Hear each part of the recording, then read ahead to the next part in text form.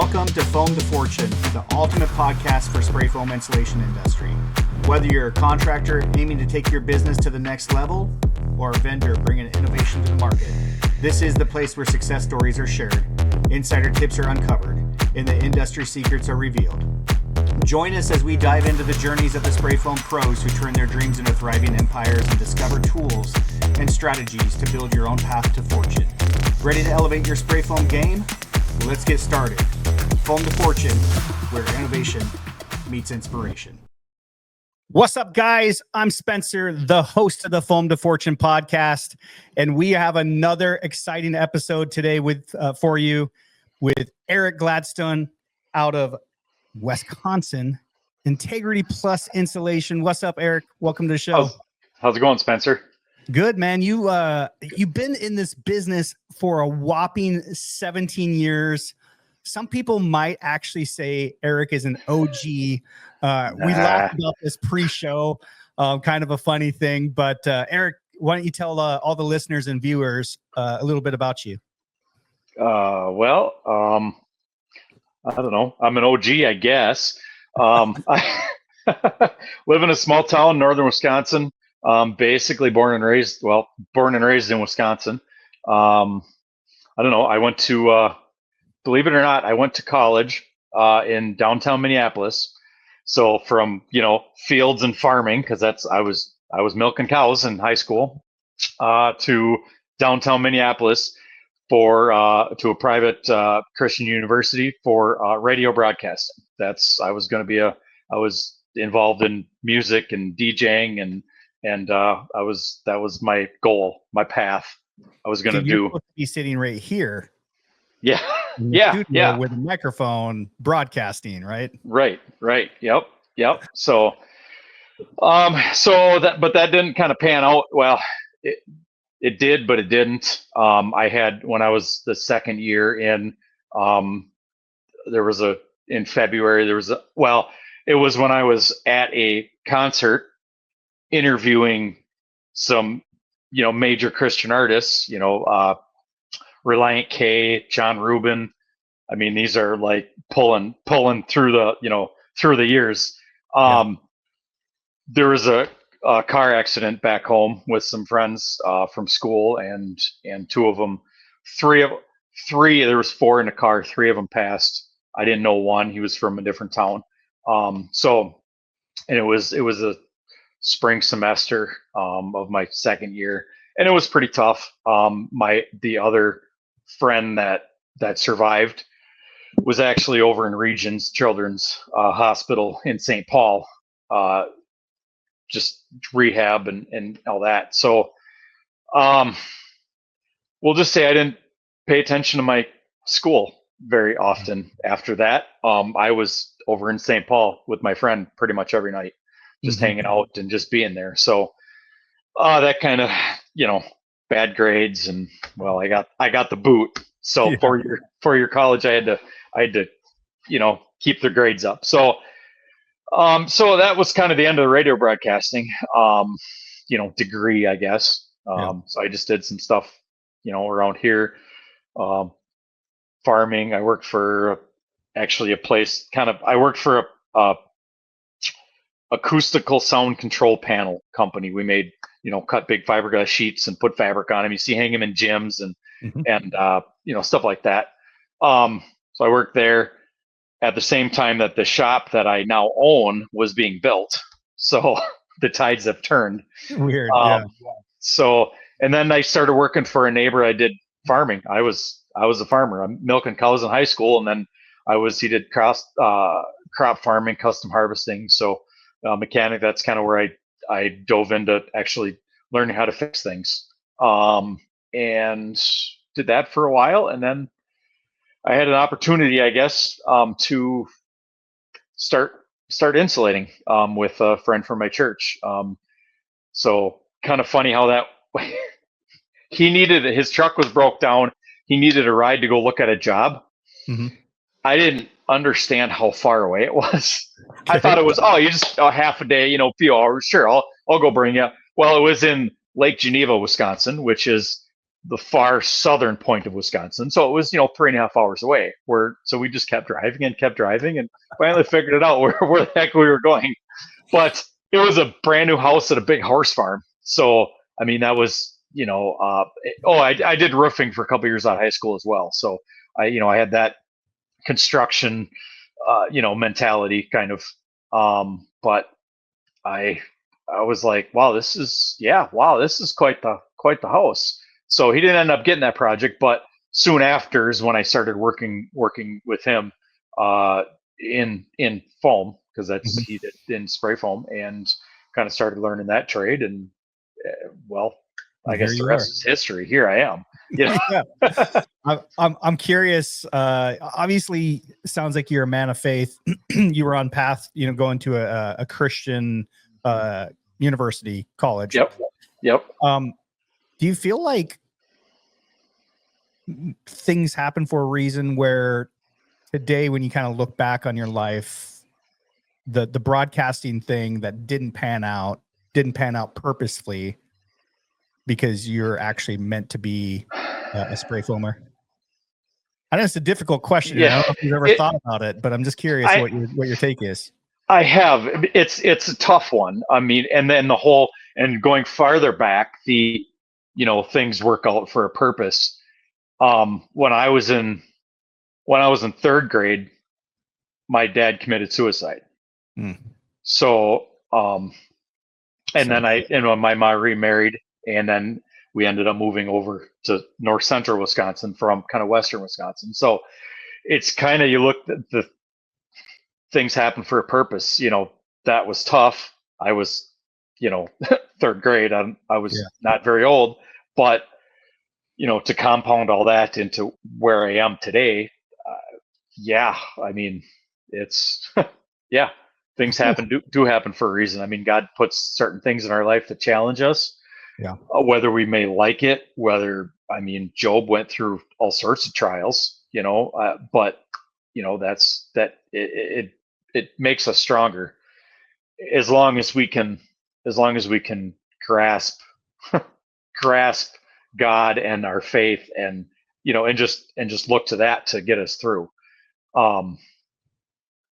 The broadcasting thing, I look back sometimes and I think, what if? Because I still have, I did a week tour kind of with a band called Apologetics. They're a Christian parody band. So think Weird Al Yankovic.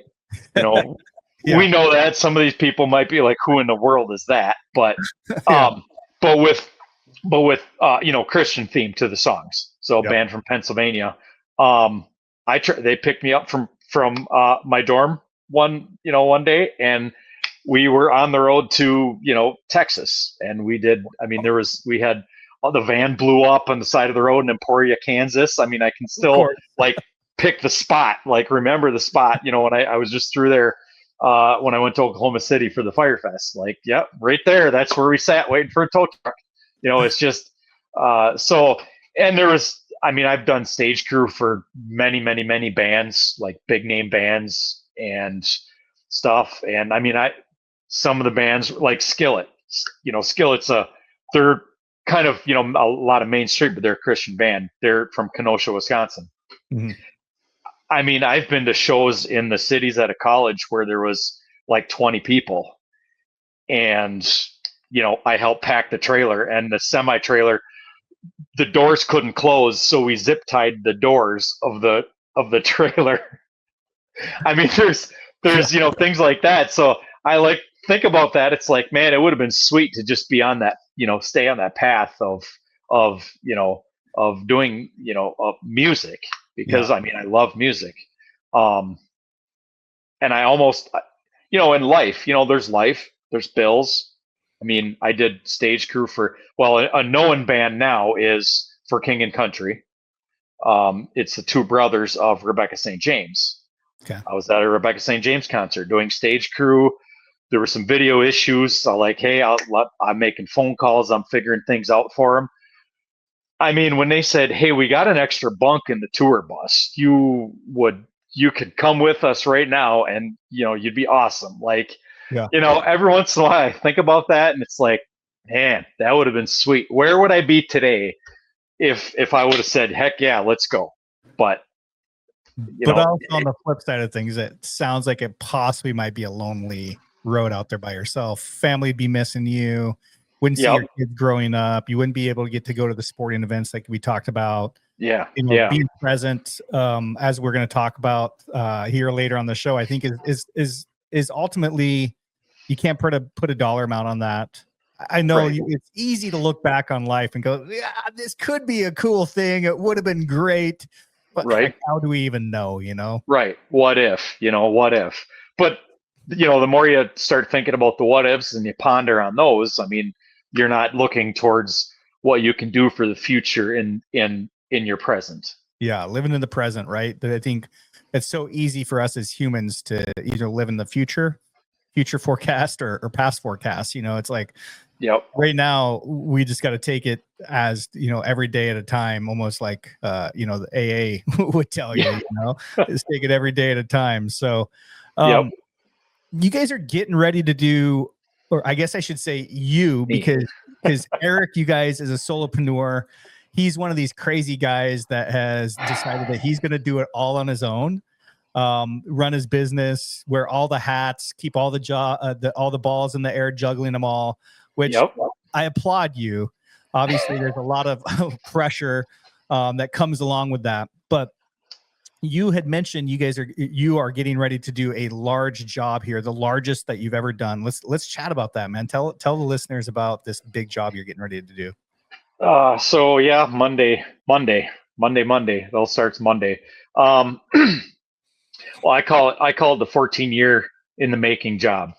So, I mean, you treat your customers good, and things happen. I mean, I've had little jobs that, like, do I really want to call this guy back? It doesn't sound like much. Turn into years and years and years of work. So this is years and years of work that sometimes. So it's portable sheds, storage buildings, cabins, stuff like that. 8x8 to 16x52, anything in between. So I've been spraying for them 14 years. Mm-hmm. So since just before I went out on my own. And you build relationships, and people trust you and they know your work. And that's exactly what this turned into. So the original owner for the portable building sold last year, moved up 6 hours away, just happened to move 20 minutes from my grandparents' resort. So I have a place to stay, which is perfect. But he's putting up a brand new building to do metal roofing panels now. So in the past, my biggest project was a 4-car garage with a big upstairs, like just super for the I'm trying to think, the creator of, or owner, ex-owner, he sold his company. He manufactured Starbucks's, like, frappuccinos, the coffee drinks that you see out there, coffee energy drinks everywhere. The one that's actually in, like, the convenience stores, or the one at the actual, so like in the jar, the bottled in cans, like coffee drinks. So he made those, and then he sold that company. Well, that was my biggest job, was a 4-car garage for one of my other longtime clients who's given me tons of work.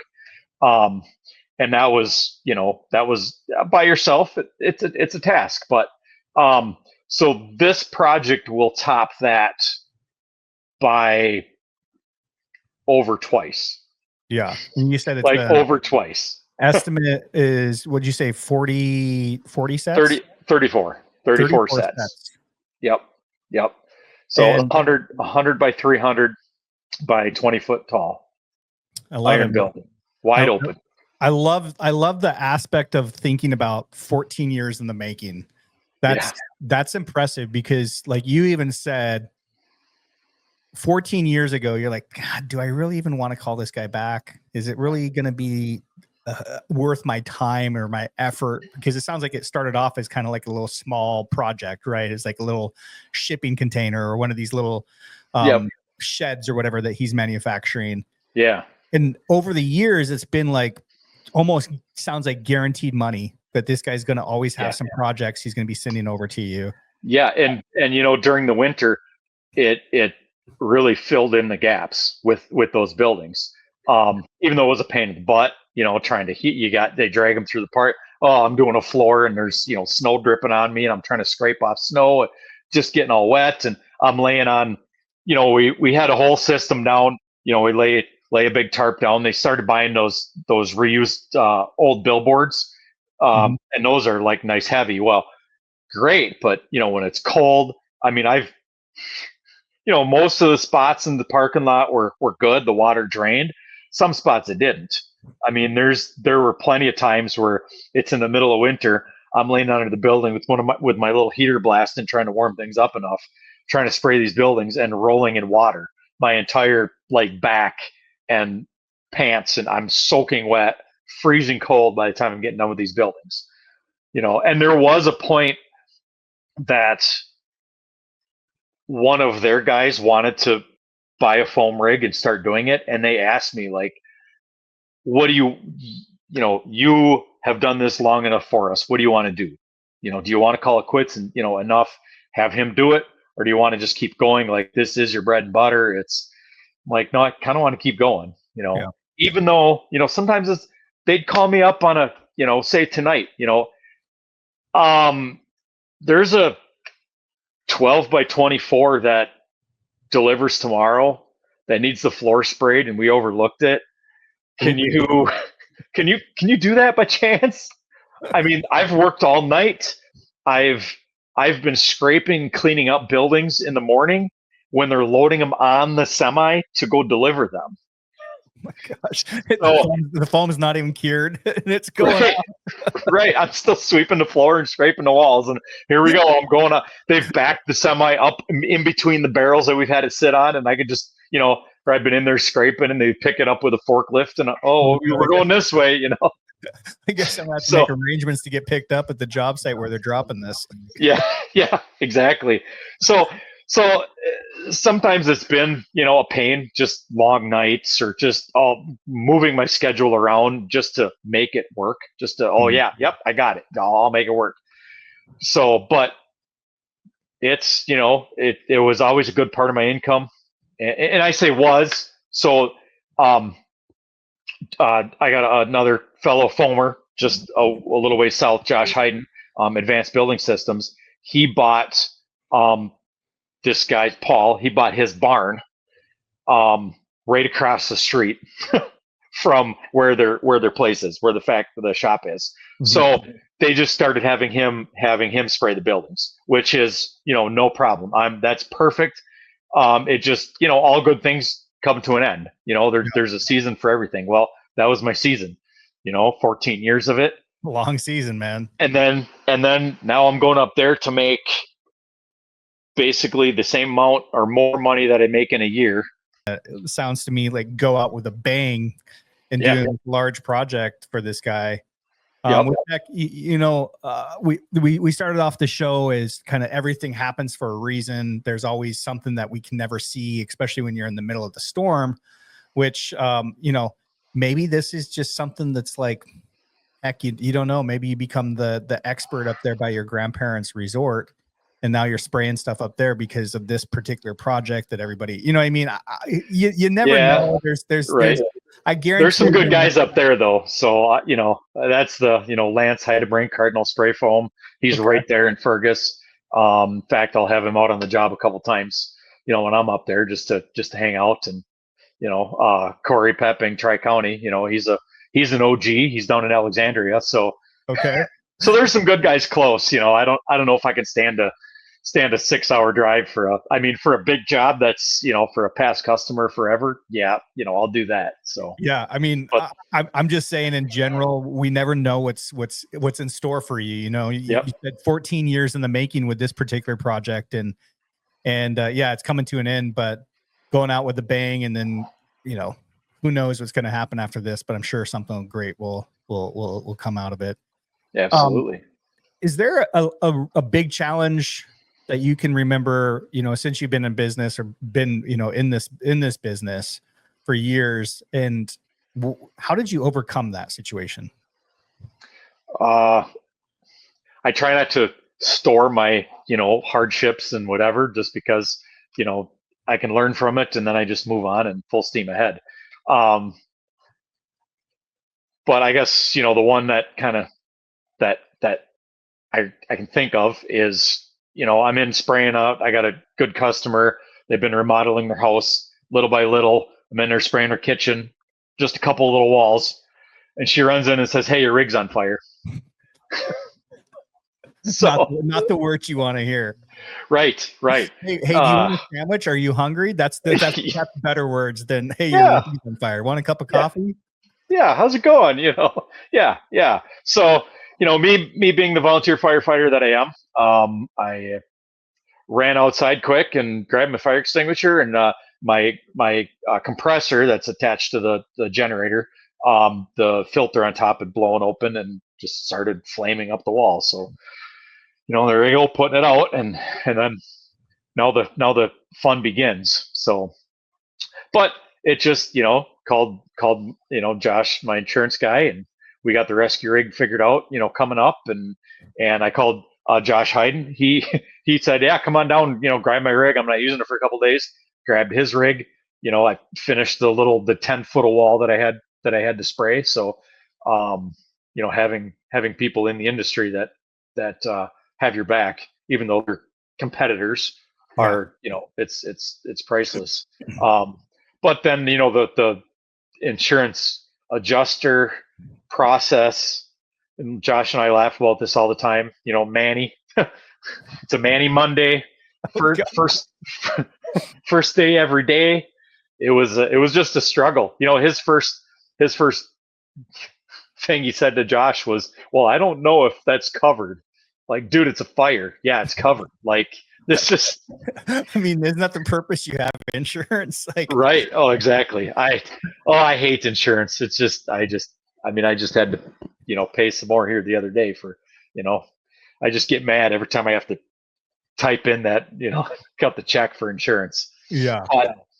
But it was just, it was just a struggle. Rescue rig, I had to do a few things. The door fell off the rescue rig, I think the side door. So I had to bring it to my trailer guy here, we got to put this back on. Oh my gosh. So,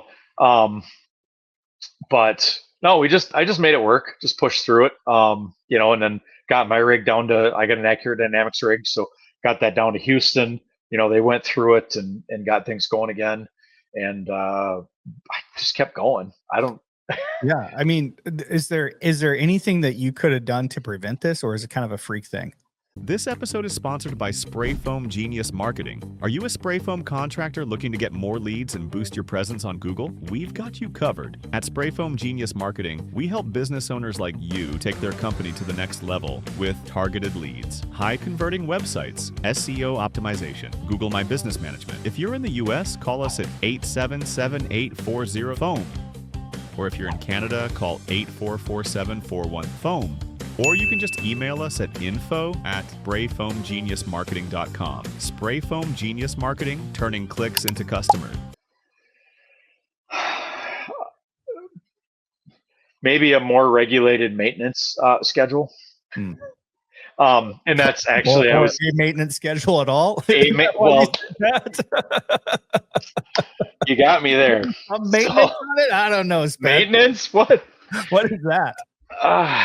Well, when you just go, it's kind of, sometimes you just, it's good. Well, so which actually yesterday and this morning, I talked to the Rotocomp guy in the US and just ordered some more filters, and because I got to do a filter change out and stuff, because I had issues with that. Well, it was in December when it was 30 below, and I had a 16 by 52 lofted cabin to spray, and they had it inside one of the buildings. They took up the space for my building so it'd stay warm, because it was one of them 30 below weeks in northern Wisconsin where you really just don't want to do anything related to spray foam. Well, and even try to even heat something up in order for Yeah. you. Like it's 30 below, dude. Like, what are we gonna get to 0? Like, Yeah. I mean, Right.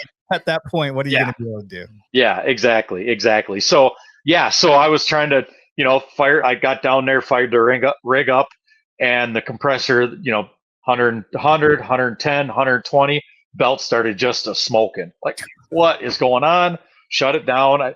So typically in the past, I get ice, moisture in the lines. Okay, there's a little ice chunk. Well, typically the pop off, would start to, it just I run a bunch of heaters for a while. Okay, after a while, everything would be melted, fire up, blow through the moisture, it'd be good. Mm-hmm. Ran a bunch of heaters, 30 below, and tried again, still nothing, wasn't working. Like, and this was the day before I had to get this job done because this was the day before I had a flight scheduled to fly to North Carolina to help on the Green Mountain charity project at the Whitson's General Store. So I'm like, I got to get this done. So I'm fighting with this, trying to heat it, everything. Finally, I'm like, nope, I'll just pull air from their shop and, I challenge. I mean, you just figure it out, right? Okay, I'll pull air from their shop. What do I need? Okay, I run to the hardware store in town. I go to Dollar General, get me some supper because I know it's going to be a freaking late night. At the Dollar General, baby. Let's go get some microwave meals.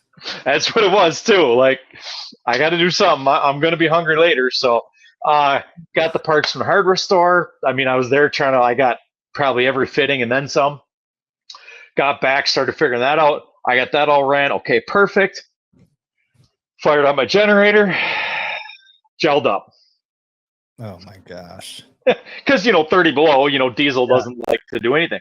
Well, I mean, I anticipated that, and I put a fresh filter on in the morning, fresh fuel filter, and dumped a bunch of additive in. Still gelled up, nothing I could do. I'm like, you know what? I called I called. I'm like, here's what's going on. Said, what do you want to do? You can, whatever. Like, I can't do it. I'm gone. I got a flight to catch. So even at this point, if I get something running and fight with it, I'm not going to get the whole building done in enough time to be able to catch my flight. Yeah. So it was kind of we'll just deal with it, when you come back, because they had to line it. So they had to put all the tongue and groove on the inside. So, and that guy needed a certain amount of time and when the customer wanted it. So, it was always about, a lot of times it was about, there was some strict deadlines to some of these buildings. So, so it was kind of I'll just tackle it when I get back. So, wow. And then when I got back that Monday, I figured my trailer was in the shop all weekend, 65 degrees.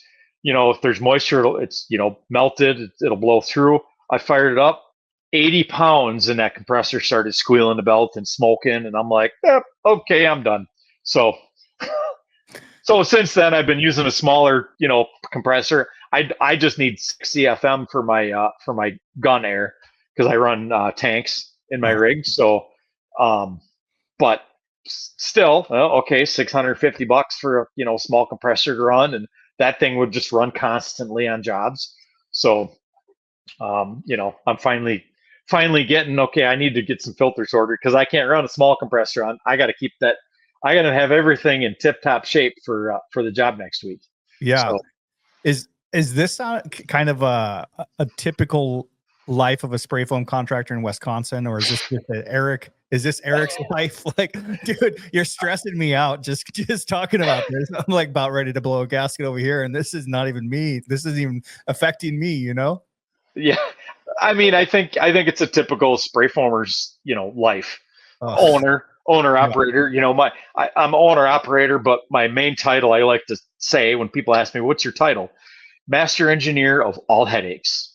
Yeah. So that's what I do. We got a headache, we engineer it to get rid of it. So I have another smaller rig with an E20 in it.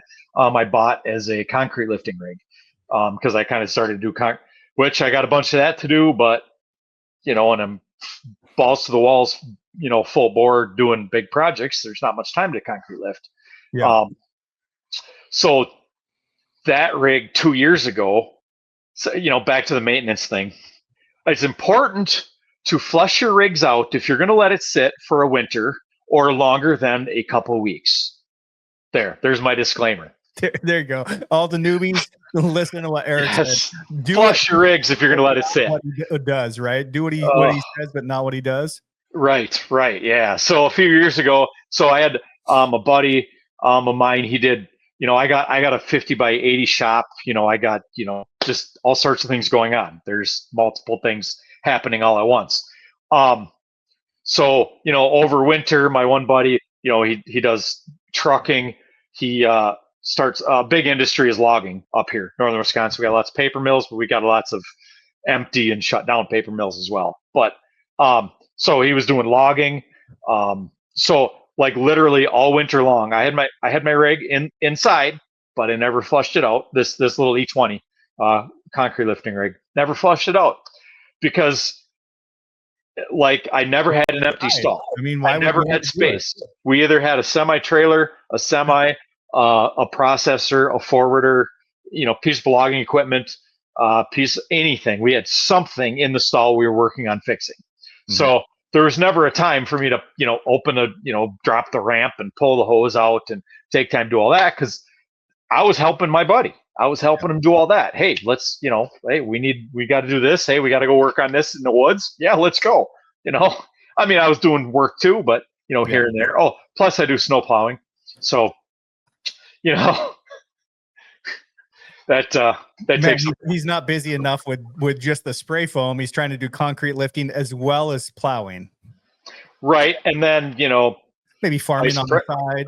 No, I haven't really done any farming, but, I'm 2 fire departments, volunteer firefighter since 2012. Vice president on our school board. Father of 4. What's that? Yeah, father of 4. Absolutely. Yep. I do all the audio, visual streaming stuff every Sunday for our church. So I kind of do all that. When do you have time for Eric? Or does that even exist? Well, I mean, some Sundays afternoons, but my family complains sometimes. My wife, I like to take a nap. When you're younger, you don't want to take a nap. Naps are for fools. Nope. When you get to be our age, you take a Sunday afternoon nap. So there was one Sunday afternoon that I just wanted to chill. I just wanted time. So we get home from church in the afternoon, and we have a Nintendo Switch. My one boy has just got a farming simulator. Yeah. So I kid you not, and my kids were complaining, and my wife was complaining. I'm like, this is my day. I need to just veg out. Like, I don't know. My controller went dead. Like, I used using my kid's controller. I played Farming Simulator probably for 8 or 9 hours. Just in my in the chair. I just played. Like you're 18 years old again. Yeah, right. I just play video games in my parents' basement. Yeah, or like real farming that you were talking about. Oh yeah, cows and living on a farm or growing up, working on a farm or whatever you were saying. So yeah, yep. So it's not too often because you have a lot of responsibilities that you get a little personal time to veg out and play video games for 8-9 hours. 8-9 hours. Yeah. So. No, occasionally I'm building to it. Like this weekend, we're going up to the resort. We're doing a memorial for my grandma. She turned 100, I think. I want to say it was I think it was in September. Mm-hmm. I'm not good with birthdays, but she turned 100 in September, and then I think it was November that she passed away. So she made it to 100. So we're doing a memorial for her and kind of an open house thing, and then on Sunday we're releasing my grandma's and grandpa's ashes into the mouth of the river there in the lake. Oh, cool. So yep. And then the family be there for a few days, and we'll kind of just hang out. I mean, I got to start the project that's 20 minutes away, but I'll have spend time with the family too, just kind of hanging out, vegging out on the lake, whatever. We just got a bunch of kayaks. So I finally that was kind of the, goals, like, okay, we're gonna get some kayaks, because we went to a family camp a couple years ago, and we were all into kayaks all the time, and all the kids love them, and the one daughter got a paddleboard, so she likes paddleboarding more. So like, all right, we'll do it. Gonna create some memories, it sounds like. Yeah, absolutely. Yep. That's huge. For sure. Success, I'm sure, has changed over the definition, I guess, of what Eric defines as success has changed over the course of the 17 years. Does it look different now than when you first started? Like if you kind of thought back 17 years, I guess now 15 years, because you've been an owner for that long. Is it a little bit different now than it was then? Oh, for sure. Yeah, definitely. And success is like we said, it's everybody's own definition. It could be monetary, it could be, time, it could be a combination of both. So, I mean, yeah, definitely has changed. Starting out, why does every foamer want to go on their own? Oh, because you make your millions, right? Well, how do you make $1 million when you're in spray foam? You start with 2 million. When I first started, it was, I want to grow a business. I want to, I can do this spray foam thing better than the person that I was working for. Yeah. That's how a lot of guys start. I can do it better. Well, you learn a lot. I mean, I'm an entrepreneur at heart. I don't know, I'm still trying to bring my wife into the thinking of being an entrepreneur and the mindset of what it takes. Yeah. I mean, I want to go on my own. I can do this better. I mean, it kind of started, people wanted me. People wanted me to spray their projects, not with this guy, or not with this guy that I was, it was kind of I was working with this guy, and then another guy, there was a truck that, he went to Florida, and the truck had to be taken care of, and his job's kind of over the winter. And then I started doing work with his truck and with his stuff. And then people wanted me to start doing stuff. And then I started renting his equipment, and then kind of a whole snowball thing that finally, like, I went on my own to just make things smoother. And well, you want to build it. You want to make a whole bunch of money. You want to be successful, money. Well, when you get a family, when you have kids, when they're old enough to be in every sport that, sport can't, volleyball. I mean, we don't have hockey right here. So thankfully I'm not in the hockey, expenditure, but, volleyball, track, basketball, baseball, it's, every time I turn around, there's a camp. Oh, kids need shoes, my wife and I don't know, she hates it when I say that, but it's kids need shoes every time I turn around. Oh, come on, they need this shoe for that and that shoe. Man, I had like 4 shoes when I was growing up. That was it. Yeah.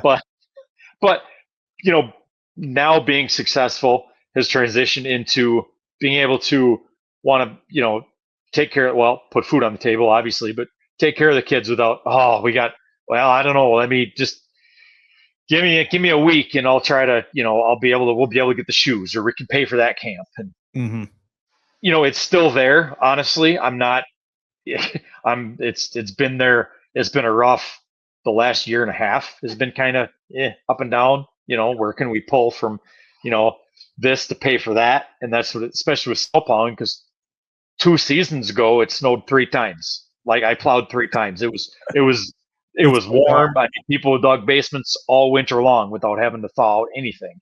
Yeah. So, then you're stealing from one company to pay for the other payments throughout the summer, because that company didn't make money.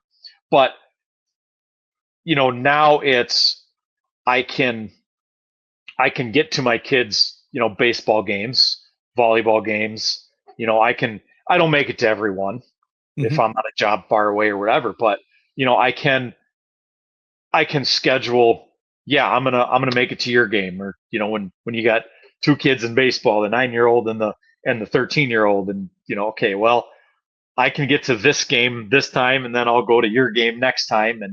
And then the next part of it that I see, or that I do, that I'm striving towards more of being successful, is being generous. You know, the Lord told us we need to be generous.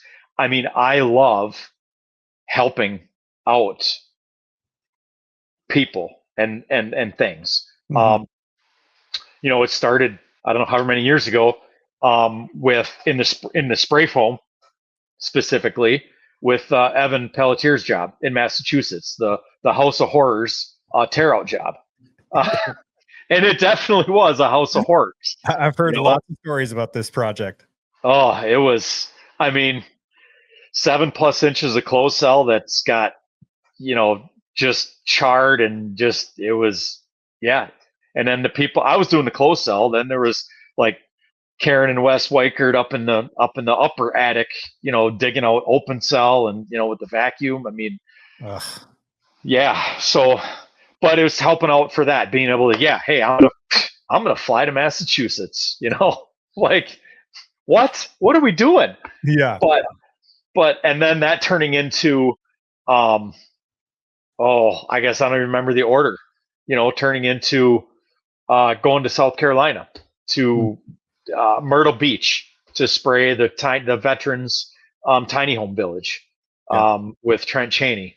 You know, that was all open cell. I don't spray open cell. I started spraying open cell. The guy that I started working with, he started with the roofing company that I used to work for back right out of high school. They started an installation division, and it was Icynene. Everything was Icynene. Well, that was all open cell. So that's when he went on his own. It was all open cell. That's where he spraying. Well, so I haven't sprayed open cell for years. I sprayed open cell once as a business owner, and I still got a quarter drum of that sitting in my yard at my old house. And how many years ago? Yeah, that was probably expired. Yeah, probably. I'd imagine it probably won't go through a machine very well. Yeah. So, but you know, so that the tiny home, it was open cell. I don't spray open cell, but you know what? I still went. I still went to spray. I still went to give of my time and my hand, what I can do. What can I do? You know, that's, I like to be generous, you know, to be able to help out. And then the widow who fell and broke her back trying to build her barn door basically into a house, because her other house was, you know what, the contractor ran off with the money and the house got mold and was basically condemned. You know, hey, yeah, let's go. I'm gonna, you know, and I think that one was kind of the tiny home village, it was kind of a struggle to get to. Like, yes, sometimes you can't, you know, to be generous doesn't always have to, like, you can't always wait until you're monetarily successful. True. Like, you just got to do it. Like, I'll figure it out. I'll scrape the money together. Yeah. It's like, I'll scrape the money together. I'll figure it out. Yeah. Never the perfect time. Exactly. So, So I went, you know, and helped Todd out with that one. And that Sunday we, instead of, you know, I was kind of the only one that still stuck around, and there was some cleanup to do on it. He's like, nope, we're going to go have some fun. So we went to you ever heard of a drive-through safari? Yeah, we have actually one of those in Southern Oregon where you're in the car and you get to go and you see the, you know, giraffes and zebras and Have you done it in an open side by side? I guess it would depend on what's on the safari land. If there's, you know, some big cats that might want to eat me, I think I'm good. Yeah. No, I don't remember if there were any big cats or not, but you know, there was like the ostrich and the emu and stuff. Well, they want to nibble. Oh, they wanted to nibble though. Yeah, it was. Yeah, but it was fun. It was fun. So yeah, we just had fun. You know, I mean, you know, Todd and I are. I mean, and that's I met Todd in the House of Horrors. So and it's kind of, you know, he throws a project out. It's like, yeah, let's do it. You know, I'm there. You know, sometimes I don't even tell him I'm coming. I might hint around a couple. I think that one was he was throwing a Halloween party, I believe, at his shop the night before, that Friday night. And I just, I knew the address and had everything booked. I flew in, rented a car. Boom. I show up at Todd's office. Hey, buddy, what's going on? He's like, what the heck? Yeah. That's amazing. The spray foam community, obviously that you're part of. It's something that I don't know if there's another bond out there. Right. It's something that's really interesting to me. Guys like yourself that, fly 1,000 miles away to, granted it's about charity, but also it's about, camaraderie and hanging out with the guys and Miss Spray Foam maybe. Right. Yeah. Right. One lady and a whole bunch of dudes that do this business. Right. Yep. So, it sounds to me like the part of the quote unquote success of you being able to have the freedom to pack up, to be able to do some charity work or to give back that's part of the reason you're doing this now, and versus working for somebody else. Yeah. Yeah. Right. If I was working for somebody else, there's no way I'd be able to just, I'm going to go to, fly to Massachusetts. I'm going to fly to, North Carolina. Yeah, I'm out of here. I'll be back in 4 days. Good luck. The issues with your rig that you're having when you're like, oh, I got to fly out in the morning. The boss would have been like, no, you're not, dude. Like, we got to get this job done. Right. Exactly. That would have been an all-nighter and then some. And, but just to be able to do that, fly to North Carolina, help out with, the Whitsons, the Green Mountain. That was just the devastation from Hurricane Helene. That was, I'm up here. We don't have hurricanes. We have tornadoes, and snow, it snows, a lot. And 30 below. Yeah. And 30 below. Yeah. And, ideal, there's been at least 2 in February, March, spring events, SPFA convention. I've plowed snow all night long and then got in my other truck and drove to Texas for the foam event, for the kickoff party and for the SPFA show. Yep. So it is what it is, but we don't have hurricanes to leave us devastation like the devastation that we saw in North Carolina. So, we just did the one house and it was quick, but again, it was camaraderie. Everybody showed up. Coleman showed up with his rig. Todd had his rig. We're just there, doing our thing. We're just doing our thing, and that's, I don't know. I wouldn't put it past myself, in the next 5 years to do that once a month, once a quarter, Hey, here's this cause, obviously, there's going to be people that are always going to try to get free foam, free stuff, but, hey, here's this cause, let's go do it. And the camaraderie, industry united cannot fail. And show, just show the world what the spray foam industry is. Hey, Spray Foam Contractor, imagine if there was a button on your phone that you could hit that said more jobs. You press it and boom, leads start coming in, calls start ringing, and now finally you're not wondering where's your next customer coming from. That's basically what Spray Foam Genius Marketing does. We optimize your Google business profile and your SEO and your website so that when people are ready to buy from you, you come up at the top of the Google search. More visibility, more calls equals more jobs. No weird contracts. And go ahead and check out sprayfoamgeniusmarketing.com so that we can get your genius button installed today.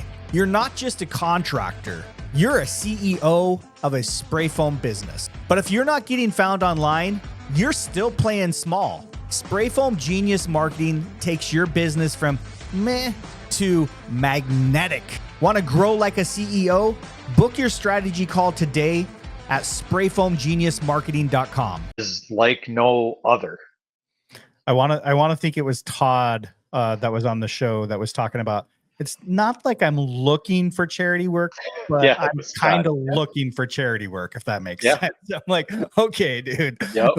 Like there's been lots of studies. I'm really kind of obsessed with what elderly people say makes them like the happiest. Like if you're laying on your deathbed, like what is it that made you the happiest? And there's been a lot of data that points to acts of service, just giving back and volunteering, and whatever that looks like for you. Maybe it's volunteering at the church or at a homeless shelter, or whatever that looks like for a nonprofit is like extremely fulfilling.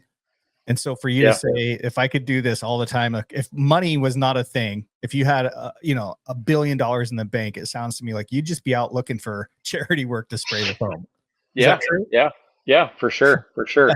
That's amazing, man. Absolutely. I would just love doing that, and then bring in those guys from fly your buddies in and say, hey, I'm going to pay for your trip. Come on out. Let's hang out. Let's spray some foam. Let's have some fun together.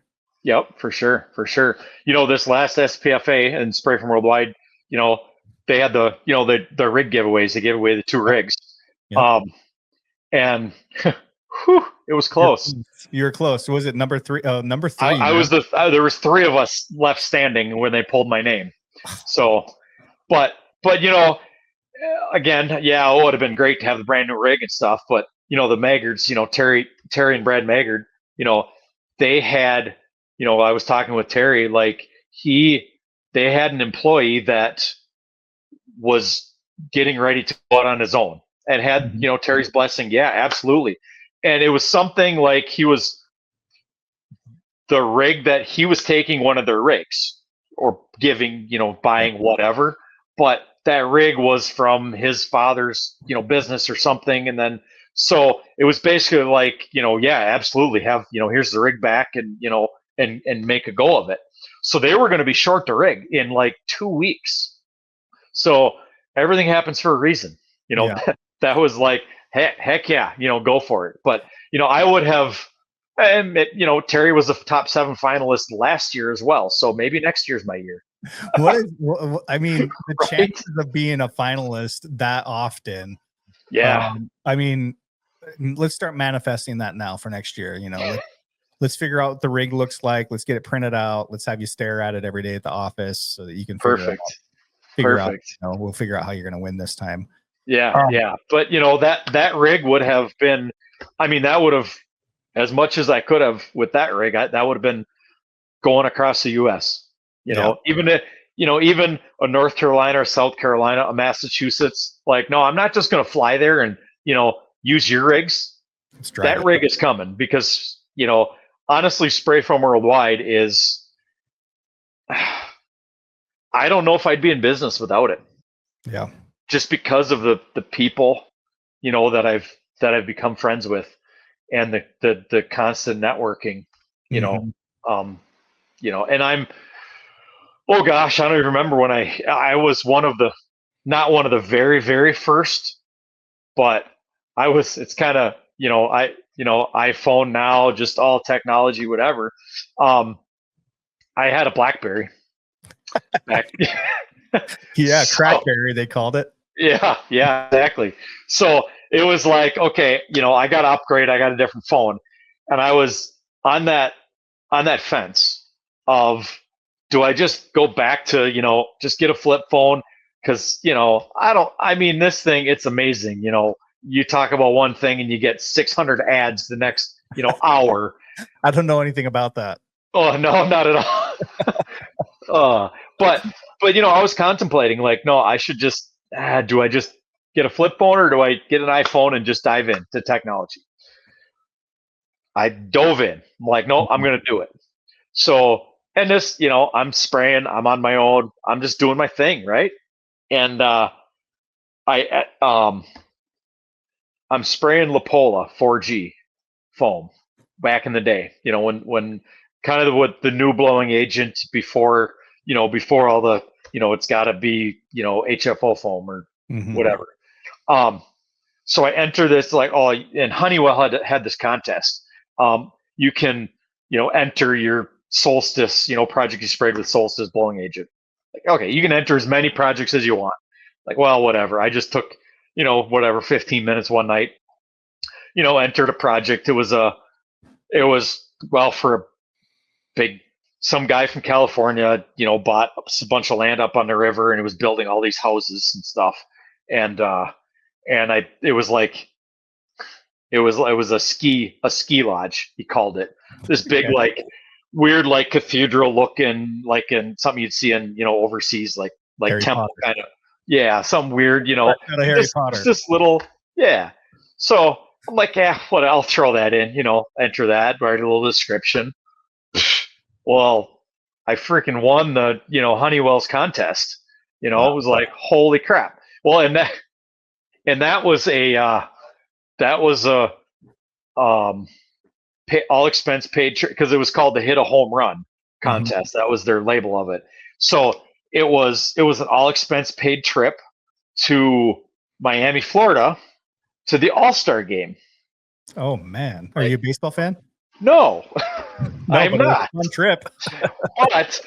but here's the thing. So it was the same exact time that the wife and I had to fly to Miami to get on a cruise ship, because there was a band from back in the day, DC Talk, and they were doing their the reunion on a cruise, the Jesus Freak cruise. We're like, we're not missing this. Heck no. Yeah. So we're like, we're going on this. So that's already planned. We're out of Miami. We're going on this cruise. Had you bought your airfare yet? I think we had. I think we had bought our airfare. But so I have actually the president on the school board, one of my good friends. He's the president now. So he, athlete, Mr. Cross Country in high school, everything, had one daughter and twin. I think twins were just born, like boy and a girl twin. So you got little babies, little kids, like some virus or something rare, like attack, like all of a sudden he's down. He can't do nothing. He's in the hospital. They're moving him to Madison. He's in the ICU. He almost died. He's in the hospital, nursing homes, rehab, can't hardly walk. He's almost died. Bad shape, young wife, young kids, babies at home. So, he loves baseball. He's in a wheelchair, just getting out of the nursing homes and stuff. And I'm like, dude, I won this trip, but I can't use it. I want you to go to the All-Star game. Heck yeah. Like, what? Like, yeah. Said, yeah. I got tickets to the All-Star game. So that's what we did. We made the arrangements. They used the airfare, everything, and actually we flew on we didn't plan this, but we flew on the same flight down to Miami. Yeah. So they went to the All-Star game, used they sent me pictures and stuff, and then Spray Foam magazine did an article about it, and then we went on the cruise. So long story, but I'm just going on, but I'm trying to, kind of put everything into context. So Doug Kramer, after I won that, I was on LinkedIn. That was my social media, groups and whatever. I was on Facebook, but I didn't know anybody in the spray foam world. Doug Kramer's like, hey, there's this Facebook group. It's called Spray Foam Worldwide. Can I put this on there, all the the article and whatever, showing I won and all that. Can I put that on there and whatever? I'm like, sure, why not? Yeah, why not? Yeah. And then I looked it up and I'm like, yeah, I'll join this. And I mean, kind of the rest is history, you know. I mean, Yeah. that was the start of, you know, of me getting. But like I said, honestly, if it wasn't for Spray from Worldwide, I probably wouldn't be in business, because there's those times that, you know, being a solopreneur or whatever, you know, I mean, be me, myself, and I mean, yeah, it gets lonely. It's like, oh, you know, it's so hard to push through some days, you know, and all I got to do is make a phone call, send a text. Heck, sometimes just look up, you know, and you see whatever and on the group, and, you know, all right, just keep pushing it, keep going. So, you know, As long as you can deal with the critics, you're good to go.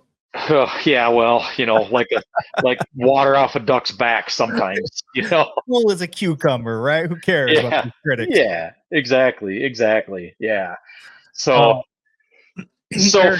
forming those friendships and stuff have created, you know, the network and the ability to be generous with my time and with what I can do for projects and for helping out, you know, whatever, anybody, you know, anywhere they need help, kind of thing. Yeah. So that's amazing. I mean, obviously success is different for all of us. Time and being able to see the kids sporting events, be able to, you know, go help out with the charity stuff. That's amazing. Speaking of charity, you have something that's coming up here for the veterans, right? Yeah, absolutely. Tell us about this project, man, because it sounds really cool. I know we've been doing some cross promoting for some folks that are going to be attending. So tell us about what you're up to. Yeah, well, so you know, just the always looking for a project, but not always looking for a project. Yeah. So the Ford dealership in Medford, family owned. One of the guys down there is a veteran, and he was kind of coordinating this project. And they love spray foam. You know, I mean, I sprayed actually when I was working for one of the other guys. I helped spray, you know, that when they built the Ford garage. So he was like, yeah, you know, a couple of years ago, like, yeah, we're gonna build this VFW, you know, this new building, because you know, the old building is just, there's a basement, there's a ramp, there's, you know, it leaks water. It's not practical anymore. So, you know, we're going to start fundraising and, you know, we're going to build this new building. And even before I knew the size or the scope of it, I said, hey, I'll take care of it. I got you. Man, what if they would have said this thing was going to be a monster? You'd be like, I don't know, like that.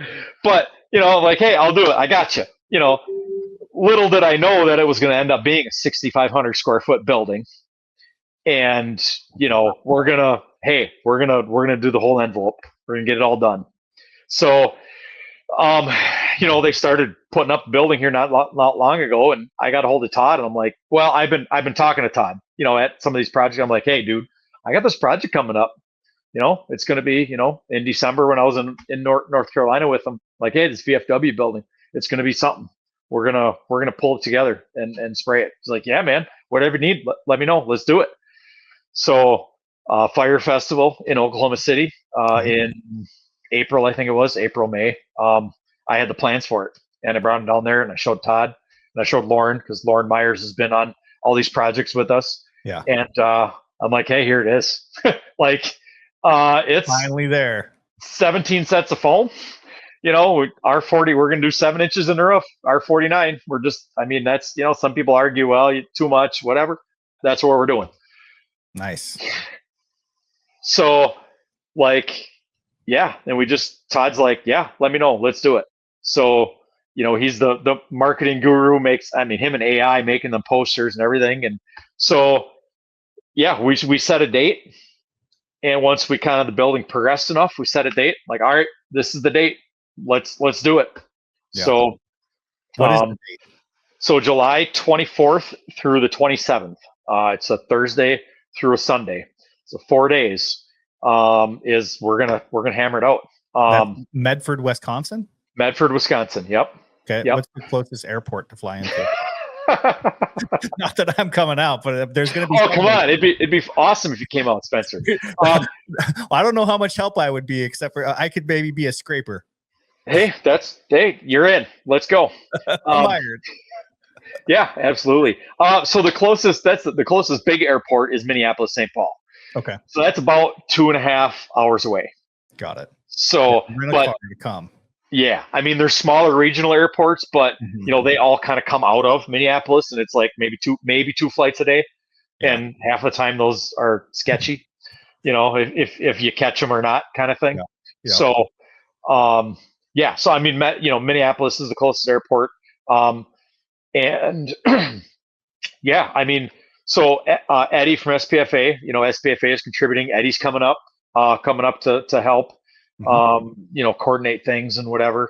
We're just gonna have a heck of a good time. It's not always about just straight up just hammer down spray foam. That's all we're doing. Yeah. We're gonna do that because we like to have a little time to just have fun. And actually the county fair is that exact weekend. I didn't know that until after I picked the date. And then I'm like laying in bed one night looking, what are things we can do that week? I'm going to have a bunch of guys there hanging out. What can we do at night? And I'm looking, I'm like, I wonder. That weekend. Okay. So, carnival games, eat some corn on the cob, some elephant ears, some really healthy food.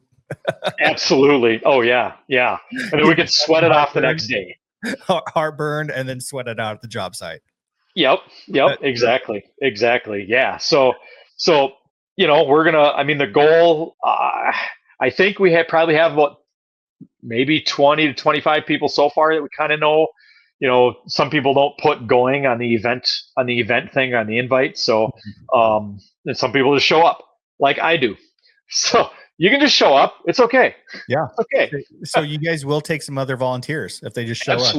Absolutely. Yeah. Just show up. If you can knock this out in like one day, that means you got 3 days. Then you have 3 days to hang out at the carnival and have fun. With your spray foam friends. Yep. Absolutely. Let's do it. Challenge accepted, right? Let's go. 1 day, 17 sets. That would be a story. That would most definitely make Spray Foam Magazine and possibly Spray Foam Worldwide.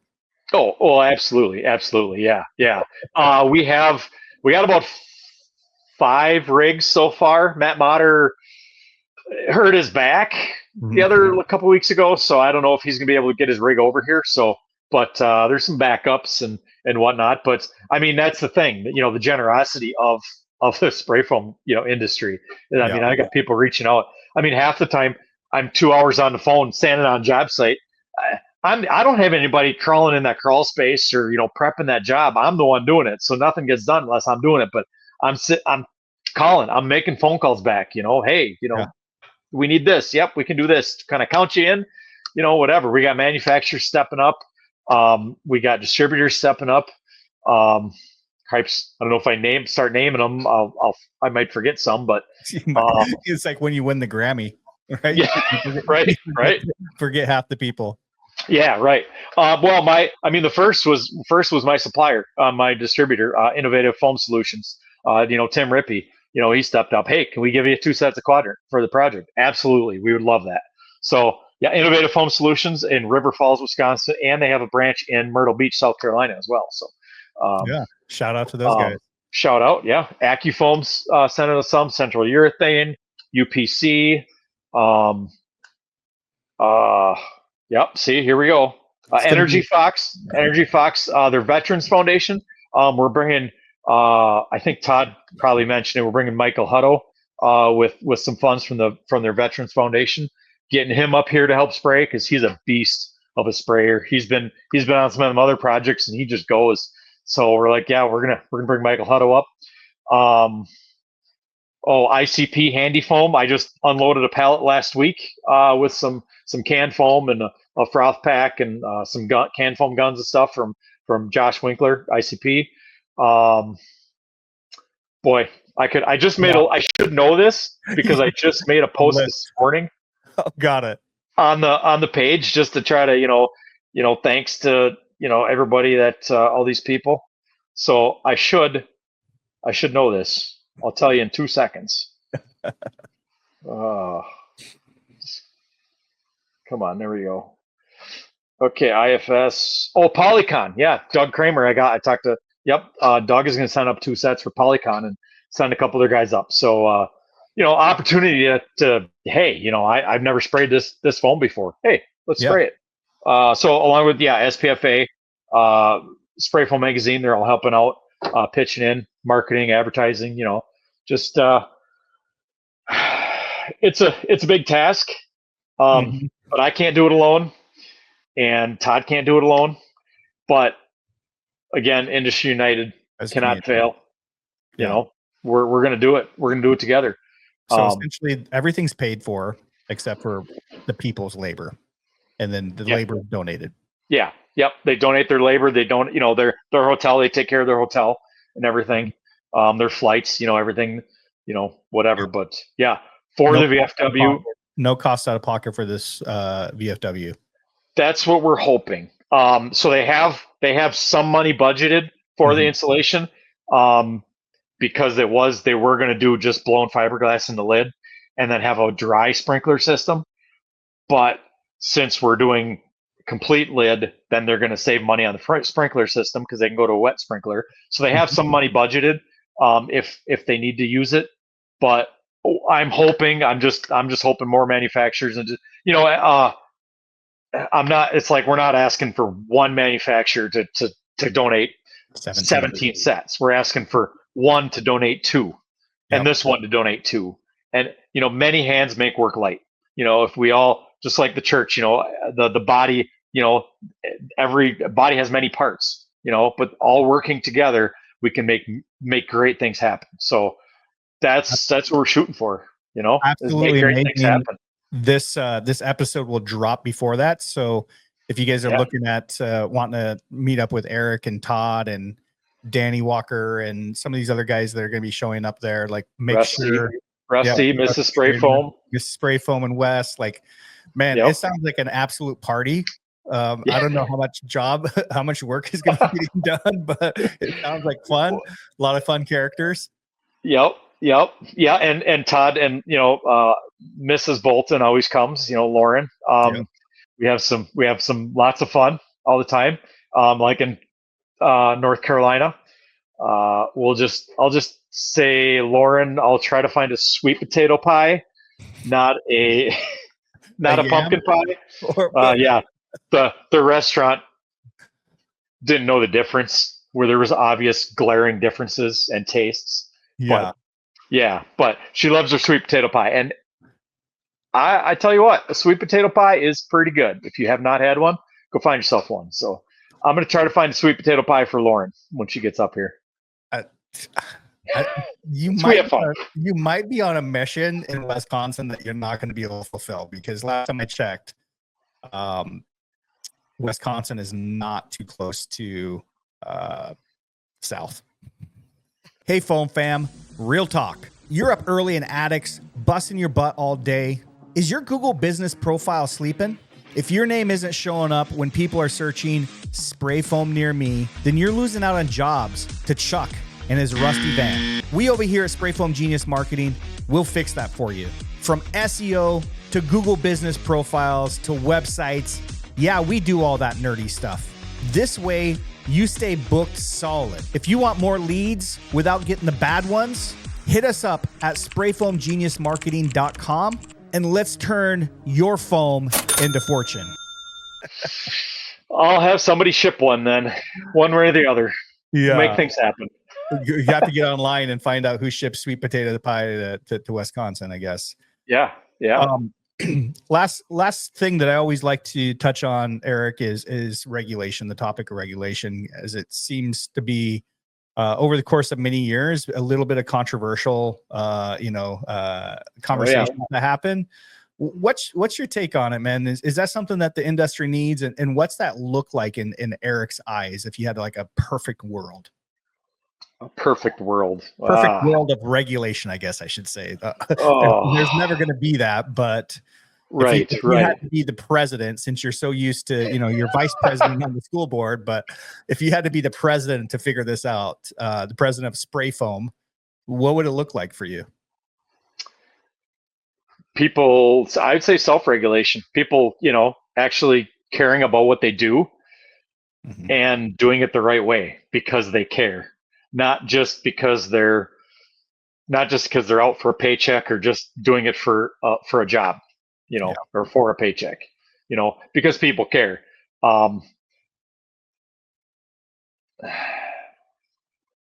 That's what SPFA. We got Eddie coming up for the VFW project. I told him one of the things that I'm going to focus on, or we put on a smaller. We didn't have forms and register, but we're gonna register. I want to know who was there. Which qualifications are. Because I want to boast this up, because the more people that say, hey, there's people that actually, there's some certifications and there's some training to it. A lot of our customers aren't educated. They don't have a clue. They could care less as long as their job gets done. But do they know if it's done the right way? No. Not necessarily. No, because you could show a picture of a person, hey, this is your project, and they look at it and go, well, I mean, there is spray foam there. I don't know if it's good. I don't know what spray foam is supposed to look like. So I mean, the guy spray foamed it, so I guess it's good. Yeah, I guess it's okay. Yep. But yeah, so I want to know who's a PCP installer, who's certified through them, because I'm a master installer, through the PCP SPFA program. Which, I mean, yeah, I'm a master installer. It's just one of them feathers in your hat saying, you know what, I care about what I do. I care about your project and that it's done the right way. So I want to make sure that my training is proper and that I have proper training. Because that's the hard part about the spray foam industry is I tell this to a lot of people. You can go on eBay, you can go on Craigslist right now, and you can buy a spray foam rig. And you're a spray foamer. And you can buy, and this is the other part, is there's some distributors, some suppliers, they actually care. They'll make sure that, oh yeah, you know what you're doing. For some, it's about the paycheck. It's about the money. Like, we're under budget. Hey, we need to move product. It doesn't matter. You have a heartbeat. Okay. Yeah, I can tell. Exactly. Yep. And you have money. Okay, perfect. We'll take it. Here you go. Yeah. And they don't care. Yeah. And that's where, like the House of Horrors, that project. There's many other projects like that in that state. And I don't know who sprayed it, but was it just for a paycheck? Was it for something to do? Was it because, that's what the guy, did? He just, or company or whatever. So it's got to start with us. I mean, it's got to start with the installer. Yeah. Even the installers that work for a big company, like the True Teams and the, whatever, the IBPs and stuff, because those big companies are still about the bottom line. So if dew point is within 5% and you shouldn't spray, they don't care. They're going to say, get that job done. It's about that job. Get it done. So one, it's got to start with us. And that's, Spray Foam Worldwide is huge as well, besides the SPFA, because of the, say, the OG education, and a lot of times the OGs, stand back and just watch things happen. Sometimes they'll butt in. Nope. This is what it is. But, it's got to start somewhere, and it's got to start with the person pulling the trigger. And then it's got to transfer to, hey, the people supplying the foam, the people supplying the rigs, the equipment, all the way up to the manufacturers. Yes, a lot of these manufacturers that, I've heard it over throughout the years, they get sold, conglomerates, all these capital groups. Well, what do capital groups care about? They buy companies, they make them bigger, and then they sell them. All they want to know is how much profit are you making us? Yeah. And that's where some of that issue is. But what can you do? It comes down to responsibility. Yeah. Just it comes from give a crap about what you do and how it's going to affect the industry if you don't care. If all you care about is you spray, they pay. Yeah. I hate that term. I just hate it. I think it starts with, like you're saying, yourself, your community of spray foamers, your friends, your buddies, everybody saying, hey, this is the standard that we are going to operate at.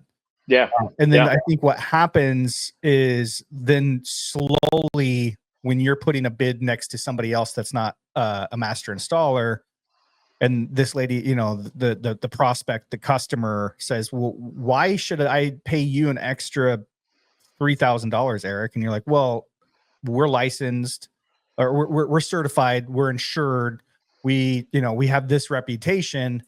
It starts to help the homeowner. And I think it's such a new thing right now where people don't know as a homeowner, they're not knowing what to look for. If there was like a badge or like that shows that you're certified, then that homeowner knows, oh, we don't want to work with anybody that doesn't have this certification. They pass some hoops, some friction. And I think that's where it becomes a problem, is that the consumer isn't educated of how to differentiate. They're looking, a lot of times people buy off of price, which is absolutely the most horrible thing ever.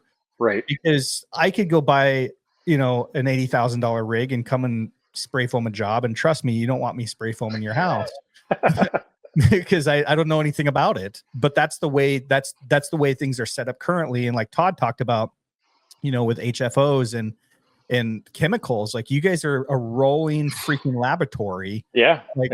I always envision like Breaking Bad or Einstein, like inside this rig and, like literally like, doing one of these, like what's the temperature and, what I mean? Like, right. It's crazy to me that there's no regulation to this. And there's these chemicals and you're mixing chemicals on site and it's variations due to heat and humidity and all these different factors. And the government says, sounds good. Like, we don't need any regulation here. Right. And the parameters are so, like, especially with HFO foams, they're more finicky. So the parameters are like, your moisture's got to be right. Your humidity's got to be right. Your temperature, everything. It's like, but, the biggest thing is, we don't want the government. That's why self-regulation is got to be so important, and actually people giving a crap about what they do and caring for the end product and the end, what it is for the end consumer is we get the government involved, and it's going to be, Canada, they got their thing going on, but I don't want the government involved because one, it's going to cost money. Two, those boys in suits don't know the first thing about anything about a spray foam rig, just like that insurance adjuster not knowing a single thing. I don't think this is going to be covered. This trailer fire, I don't think it's covered. Yeah, I don't think so. Well, yeah, what? Yeah, or like, well, yeah, we can't. You gotta. He didn't want to pay the spray foam rescue rig, like rental, kind of, because we got to get it to me and whatever. He didn't want to. The insurance adjuster didn't want to pay that because, like, he didn't understand that this isn't. Yeah, it's one piece, but this one piece helps the entire thing function. I cannot operate any of this without the one piece. It's like if the insurance adjuster didn't know that, the government's not going to know that. Fuel filter goes out on the car. What do you mean, Eric? You can't drive it? Like, come on. Yeah. You don't need a rental car. Just push the car. Yeah, just push it. Yeah, exactly. So that's, I think that's what the government getting involved is going to be, similar to that. They don't have the clue. And, our best case scenario for our industry to keep growing like it is to self-regulate distributors, suppliers, even manufacturers, not always looking at the bottom line, the bottom dollar, and actually making sure that, yeah, this person knows what they're doing and they care about what they're doing. A couple hours from me, Tyler Buck, he's got a Spray Easy. He started asking questions about, having an uninsulated rig in northern Wisconsin, so I looked him up and, I know where he is and whatever. Well, I kind of steered him towards IFS and like, hey, you got to talk to these guys. They're, pretty close to you. They'll help you get things, figured out with your Spray Easy rig and help you, understand what because, Tyler's part of the tribe. He's Indian. So a lot of what he's doing and how recovery foam came about for him is through the tribe. Mm-hmm. So it's kind of the tribe, hey, they want this to happen. Well, the tribe doesn't know anything about spray foam, just that's what they want to have happen. So that's what, like Tyler, talk to these guys. These guys are great. They're in your corner and they will help you. And they've helped him. They've helped me. I mean, that's where we need to do is we need to find a distributor. We need to find a supplier that has techs that can, send people out to help if there's an issue, that we can call up on the phone if there's an issue and they can walk us through it. I have issues all the time, stuff, guns, machine, whatever. I'm one of them stubborn farm boys. I try to figure it out. Rarely do I post an issue on Spray Foam Worldwide. Not because I don't want feedback and whatever, but I try to figure it out. But I've called many, I've called some of the techs, I've called my distributors, I've had my rigs over to IFS, to help figure stuff out. We all need to work together. Yeah. I think that's part of where regulation is going to help our industry and not hurt it. We don't need to be competitors like this. We need to be competitors like this solely in the entire industry and help each other out. There's plenty of room to grow. It's still a baby industry. We might not think of it that way, but it's still a baby industry when you're comparing it to other building trades and other installations, especially. So for sure, self-regulate, give a crap, care about what you're doing. If you don't know what you're doing, learn. Yeah. Continuing education is the biggest, that's why I went to Fire Festival, to learn. Will I do blower doors and all that? Probably not. But did I learn something from Jeremiah and from Ambit and from Todd and everybody that was heck? Yeah. Yeah. Always be a learner. Always strive to learn. I tell my kids, you're never going to stop learning. If you stop learning, you're going to start declining and rotting. So you always got to learn. Always got to grow. I think that's a perfect place to end. Continue to keep learning. Eric, if people want to get in touch with you, man, like what's the best way for them to reach out? Just shoot me a message on Facebook. I mean, you can try calling me. I'm horrible. I could spend 3 hours a day returning phone calls, but I mean, yeah, shoot me a call, look me up, my cell phone, call my cell phone, 715-612-2015. I'll give it up. What about the old LinkedIn profile? Can they find you over there? Yeah, you can find me on LinkedIn. I'm on there. Not too often. That's where the social media started for you, man. So that's right. Just curious. Yeah. Well, perfect, man. I truly appreciate you coming on. It's amazing, this VFW project you're doing. Those that want to maybe just appear to pull an Eric Gladson and just show up in Medford, Wisconsin. I'm sure they would appreciate it. It sounds like it's going to be an absolute party. Good luck and everything, man. Thanks. Yeah. You're welcome to come out. Come on out. Yeah. 1 day, 2 days, 4 days, whenever, however much time. Sounds good, man. Well, appreciate you coming on, and it was a fun conversation, man. Absolutely. Thanks for having me. My first podcast, and it was a blast. Sounds great, man. Have a good evening. All right. You too, man. Thanks.